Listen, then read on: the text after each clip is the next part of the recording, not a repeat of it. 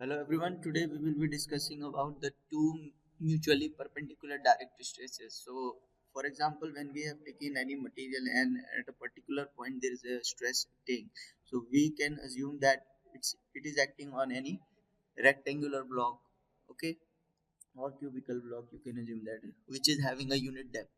So suppose we have considered that it is LMNO. Okay, so we have considered this block which is having two mutually perpendicular direct stresses. That means this stress here acting, that is sigma x, and one stress here acting here, that is sigma y. Okay, अब ये दोनों stresses को mutually perpendicular क्यों है, ये दोनों क्या है, यहाँ पे परपेंडिकुलर है इस सरफेस के और ये परपेंडिकुलर है इस सरफेस के। अब हमको कैलकुलेट करना है कि suppose for example at an जो भी हमने एक सेक्शन कट किया, फॉर एग्जांपल मैं यहाँ पे से एक सेक्शन कट करता हूँ, दैट इज एल एम और एन, ठीक है, कोई सेक्शन कट कर दिया मैंने। अब यहाँ पर हमको at an angle theta calculate करना है कि इस फेस पे कितने स्ट्रेसेस होंगे। तो हमें पता है कि जब हम पर्टिकुलरली किसी इंक्लाइंड सरफेस की बात करेंगे तो वहाँ पे दो स्ट्रेसेस जनरेट होंगे, that is one is normal stress and one is shear stress, ठीक है, दैट इज टाउ। अब सिग्मा एन और टाउ की वैल्यू कैलकुलेट करने के लिए you have to resolve the stresses component. अब स्ट्रेस के कंपोनेंट रिजॉल्व करने पड़ेंगे उसको, ठीक है। अब किसी एक पर्टिकुलर पॉइंट पे हम जब बात कर रहे हैं तो हम उसको जब किसी एंगल पे हमको कैलकुलेट करना होगा इंक्लाइंड फेस पे, तो कितना उस पे स्ट्रेसेस होंगे, दो स्ट्रेसेस होंगे। तो अगर मैं कार्टेशियन सिस्टम ये अज्यूम करता हूँ that this direction is X and this is Y. अब इस कार्टेशियन सिस्टम को फॉलो करने के लिए सपोज फॉर एग्जांपल अब ये इस फेस पे है, तो जैसे ये इस फेस पे है तो कार्टेशियन सिस्टम हमारा ऐसा हो जाएगा, this will be X and this will be Y. अब पहले हम सिग्मा एन के लिए कैलकुलेट करेंगे। तो सिग्मा एन के लिए कैलकुलेट करने के लिए हमें पहले सिग्मा एक्स और सिग्मा वाई के कंपोनेंट्स को देखना होगा। तो पहले ये ट्रायंगुलर ब्लॉक आप यहाँ पे बना लीजिए, ट्रायंगुलर ब्लॉक ये बनेगा ऐसा, ठीक है, that this is L, this is M and this is N. इस फेज पे यहाँ पे शो करिए सिग्मा एन और ये टाउ, और यहाँ पर सिग्मा एक्स और ये सिग्मा वाई। अब जब आपने शो कर दिया है इसको तो ये एंगल कितना है, थीटा। अब अगर ये एंगल थीटा है तो आपको सिग्मा एक्स और सिग्मा वाई को रिजॉल्व करना चाहिए, तब हमको सबका डायरेक्शन पता लग जाएगा। अब उसके लिए रिजॉल्व करने के लिए हम क्या करेंगे, सपोज यहाँ पर एक कार्टेशियन सिस्टम अज्यूम करते हैं that this is this angle, यहाँ पे मैंने एक इमेजिनरी लाइन ड्रॉ करी, ठीक है, and this is one direction. अब ये एंगल अगर कितना है, थीटा है, तो this angle will be theta, alternate angle, ये और ये पैरेलल लाइंस हो गई, ठीक है। अब ये एंगल कितना बचेगा, दैट इज 90 माइनस थीटा, और ये अब कितना हो जाएगा, थीटा। अब अगर ये थीटा है तो ये वाला जो कंपोनेंट होगा थीटा के साथ वाला कौन सा कंपोनेंट होता है, कॉस कंपोनेंट, तो sigma x cos theta, and J वाला कंपोनेंट होगा that will be sigma x sine theta. ऐसे ही हम सिग्मा वाई को रिजॉल्व करेंगे। सिग्मा वाई के लिए रिजॉल्व करने के लिए हमने क्या किया, यहाँ पे भी एक सिस्टम बना दिया ऐसा। तो ये है इधर वाला कंपोनेंट और एक ये है ये वाला कंपोनेंट, ठीक है। अब देखिए आप, ये थीटा है, ये 90 डिग्री है, this will B 90 minus theta, okay. अब ये 90 माइनस थीटा है तो ये वाला 90 minus theta and this will B theta, ये 90 माइनस थीटा हो गया। तो थीटा के साथ वाला component sigma y cos theta, this will be sigma x sin theta. अब resolving resolving along y axis, अब y एक्सिस के अलोंग हम रिजॉल्व कर रहे हैं, y एक्सिस हमारा कौन सा, ये वाला है, ठीक है। y एक्सिस के अलोंग करेंगे तो sigma n stress, force, force को रिजॉल्व करेंगे ना, स्ट्रेस को तो नहीं, फोर्स को रिजॉल्व करेंगे तो स्ट्रेस इनटू एरिया, एरिया कौन सा होगा, L into n, L N into L N, ठीक है। This is in which direction, अगर ये ऊपर जा रहा है, बाकी दो स्ट्रेसेस कहाँ है, ये डाउनवर्ड सेट कर रहे हैं तो ये दोनों माइनस में होंगे, इक्वल टू के उधर जाएंगे तो पॉजिटिव हो जाएंगे। This will be sigma x. अब ये कौन से फेस पे है sigma x? Sigma x cos theta, ठीक है, ये कॉस थीटा है और ये फेस पे लग रहा है एल एम के, तो यहाँ पे आ जाएगा sigma X L M cos theta, ठीक है, plus sigma Y sine theta वाला कंपोनेंट है नीचे जा रहा है, तो ये किस फेस पे है? एम एन, तो एरिया कौन सा आएगा? एम एन वाला, दिस इज साइन थीटा, ठीक है। अब आप यहाँ से क्या करेंगे, सिग्मा एन यहीं पे रहेगा और एल एन को नीचे ले जाएंगे इसके, तो this will be sigma x cos theta, this will be L M upon L N, ठीक है, plus sigma Y sine theta और यहाँ पे क्या रह जाएगा? M N upon L N. अब ये ट्रिग्नोमेट्रिक फंक्शन से आप कैलकुलेट कर सकते हैं। अगर हमको पता है कि cos थीटा में लिख रहा हूँ, cos थीटा क्या होता है? That is base upon hypotenuse. तो ये अगर थीटा ये वाली बात कर रहे हैं, थीटा के लिए ये वाला परपेंडिकुलर होगा फेस, ये वाला परपेंडिकुलर, और बेस होगा एल एम, तो बेस होगा एल एम, हाइपोटेन्यूज होगा एल एन, और साइन थीटा को अगर मैं लिखूंगा this will be perpendicular upon hypotenuse. Perpendicular कौन सा है? M N upon L N. तो यहाँ पे रिप्लेस कर दीजिए, this will be sigma x cos theta और L M upon L N को हम कॉस थीटा लिख सकते हैं, तो this will be cos square theta, cos theta क्या आ जाएगा? कॉस स्क्वायर थीटा, और एम एन को sine theta, so sigma Y sine square theta. So this is the formula for normal stress। जब two mutually perpendicular stresses add करेंगे तो उसमें normal stress की जो वैल्यू आएगी that will be equal to sigma x cos square theta plus sigma Y sine square theta. Okay, इसी तरह से अब हम resolving the force component along x axis. अब एक्स एक्सिस के अलोंग रिजॉल्व करेंगे, तो यहाँ पर लिखिए रिजॉल्विंग अलोंग एक्स एक्सिस। अब एक्स एक्सिस के अलोंग हम देखिए टाउ की वैल्यू है, तो टाउ इनटू हमको फोर्स रिजॉल्व करनी है ना बेसिकली, तो टाउ क्या है? स्ट्रेस है, स्ट्रेस कहाँ पे ऐड कर रहा है? एरिया क्या है? एल इंटू एन, तो यहाँ पे stress into area that is L N, ठीक है। अब हमको देखना है इस तरफ टाउ के डायरेक्शन में, देखिए कौन कौन सा फोर्स है।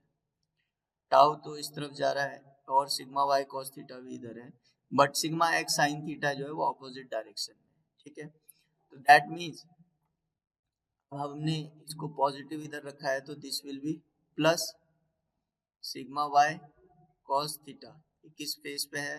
दैट इज एम एन, तो इनटू एम एन, ठीक है, एरिया। अब इक्वल टू वो माइनस वाला है, तो माइनस वाला उधर जाके क्या हो जाएगा? प्लस हो जाएगा, that is sigma x sine theta, sigma x sine theta. ये किस फेस पे है? दैट इज एल एम, तो इनटू एल एम, ठीक है। अब मैं इसको कैलकुलेट करूंगा तो टाउ इंटू एल एन इधर रहेगा, this will be sigma x sine theta into L M, ठीक है, minus sigma Y cos theta into M, और यहाँ से एल एन इक्वल टू के उधर जाएगा, तो that will be sigma X dot sine theta divide हो जाएगा, तो this is L M upon L N minus sigma Y cos theta, यहाँ लिख सकते हैं M N upon L N, ठीक है। अब आपको पता ही है कि L M upon L N क्या है? कॉस थीटा, और M N upon L N क्या है? Sine theta. तो यहाँ पे टाउ की वैल्यू जो आएगी that is sigma x sine theta cos theta minus sigma Y cos theta sine theta, ठीक है। तो ये आपका वैल्यू आ गई टाउ के लिए। टाउ के लिए आप और भी इसको डिराइव कर सकते हैं, that sine theta cos theta तो कॉमन आ जाएगा, ब्रैकेट में रहेगा sigma X minus sigma Y, ठीक है। तो ये आपके लिए दोनों का फॉर्मूला आ गया, that when you are dealing with the two mutually perpendicular stresses at a point, so what will be the value of the normal stress and shear stress? So this is how you will derive the equation. So now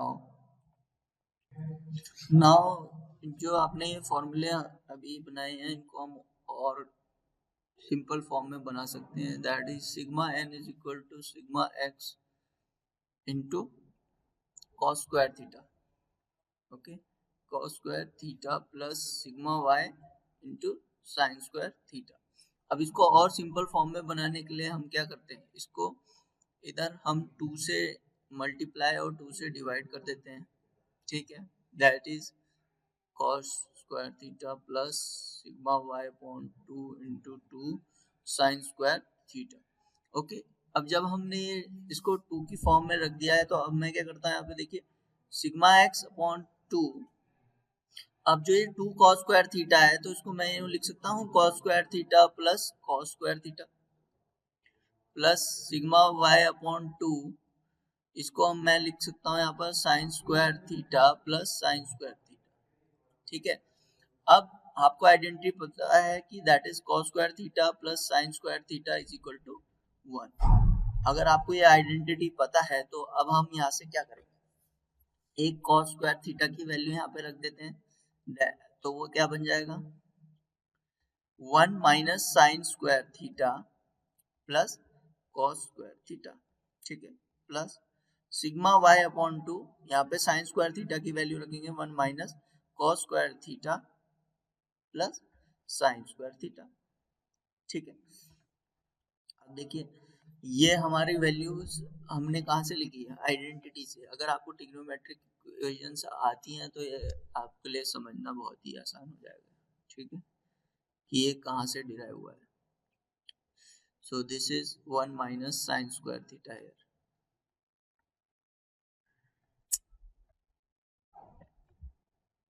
So now we can see that after resolving this, let us take, अब ये क्या है, ये अगर हम यहाँ से minus common बाहर लेंगे तो this will be sigma x point 2।